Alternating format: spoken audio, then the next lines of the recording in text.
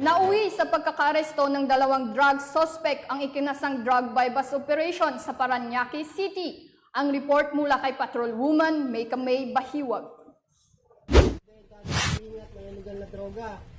Sa pinaigting na pagpapatupad ng anti-illegal drug campaign, naaresto ang dalawang lalaking suspek sa isinagawang drug bypass ng mga operatiba ng Station Drug Enforcement Unit ng Parañaque City Police Station. Ang operasyon ay ginanap kamakailan lang sa Zone 5 Santa Ana, Barangay San Valley, Parañaque City.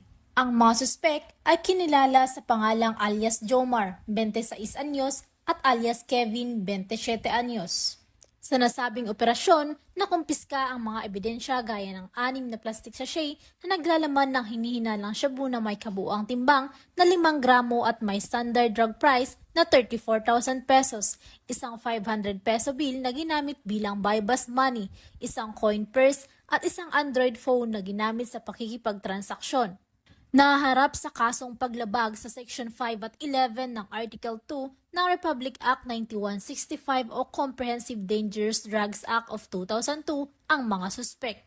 Samantalang ang mga nakumpiskang ebidensya ay dinala sa Southern Police District Forensic Unit para sa quantitative at qualitative analysis.